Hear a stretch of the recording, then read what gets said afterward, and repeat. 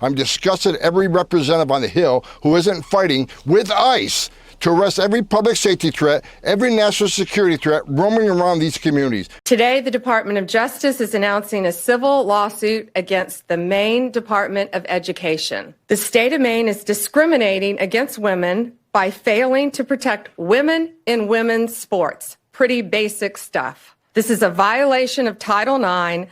The Department of Justice will not sit by when women are discriminated against in sports. This is about sports. This is also about these young women's personal safety. Well, it's about darn time we get the ball rolling and hold some folks accountable. Now, what I want to know is, Pam, where are those Epstein files at and all the other things we the people been asking for? Release it already if you actually got it, or if there's some details in there you might not want us to know about certain individuals. We still deserve to know. You promised it. You talked about it. You teased it. Now show us what you're working with. We will be pulling funds from Maine. Not only that, Bill, we want to restore the records of these young women.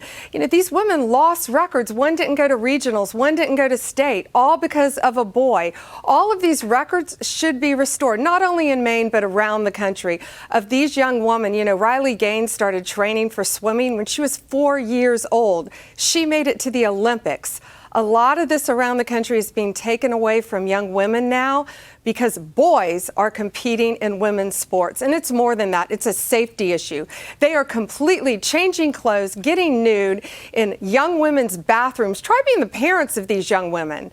It's ridiculous what they're doing. They're going in the restrooms, they're going in the locker rooms. Our young women throughout this country should not have to go through this. And under President Trump's directive, we're going to fight to keep women safe and women winning in women's sports throughout this country. Well, I don't know about y'all, but I'm going to be patient with Pam because I know God's going to work this all out for the good for those of us that love him. I know her, Kash Patel, and Dan Bongino, all those people are doing their due diligence behind the scenes. I do want to see some accountability. We want to see people thrown in jail. We want to see action. We don't want to just hear these words and keep seeing you on a TV screen. We want to see you deliver, but that's all going to work out. I truly believe that. Something to celebrate is the positive direction that they have taken this country, the implements that they have made so far. God bless these people hard at work trying to uphold and restore righteousness back here in America. But one thing we can't celebrate is these lunatic lefties out here advocating and trying to rescue criminals. Nothing about anything that these Democrats do is gooder than chicken. Bernie Sanders and AOC are coming to Montana to lecture us on the current policies of the Democrat Party. Let's not forget what those policies are. Rampant illegal immigration, wide open border, importing millions of criminal, violent, illegal aliens on your taxpayer dime. And then when we try to expel those criminals, the Democrats have a self-proclaimed resistance movement to stop that process. They had nothing to say about the constitutionality of your tax dollars flying in violent criminals, but now they apparently say it's unconstitutional to kick them out. That's the base of the Democrat Party. Anarchy, violence, crime in the streets. They put the interests of criminals above those of our citizens. Let's not forget the summer of love in 2020, when our cities were being burned to the ground by Antifa and BLM, the Democrats supported them. The Democrats fundraised for them to give them money to burn your cities down. We ran on a platform of common sense on November 5th. Montanans were loud and clear. Common sense. They want safe streets, secure border, cheap gas. That's what we delivered. That's our platform. Let's get to work. And we also demand the return of Kilmar Abrego Garcia in El Salvador. We tell President Bukele, if we believe in democracy, he must be returned. It is criminal that he is being held abroad. And we demand these things because we do have power in this moment. All of us do. Everyday people do. I think, as you've seen, and there's been some great leadership from Senator Chris Van Hollen, who apparently indicated earlier today that either his constituent is returned or he plans to go to El Salvador himself. And that's exactly the type of action that, as members of Congress, we can do to highlight the injustice, dramatize and amplify it, and force the administration to comply, which in this instance, I believe we will make sure happens. Or if by midweek, I mean, this could be tomorrow, nothing happens, you go to El Salvador, do you have a hope of leaving with him when you come back, or what can you accomplish there? Kate, I hope to meet with officials of the government of El Salvador. I don't know if the president is going to be in country at that time. I also hope to visit this notorious prison to see Abrego Garcia, to let him know that his family and friends are very worried about him, as am I. The senator said that he was abducted. As the former leader of ICE, what do you say to him? He wasn't abducted. He's an MS-13 gang member, classified as a terrorist that was removed from this country. So we got rid of a dangerous person, an El Salvadoran national, was returned to the country of El Salvador, so he's home. We removed him from the United States. He's a public safety threat, and that's exactly what should have happened. And I'm just disgusted that any congressional representative is going to run to El Salvador at his aid.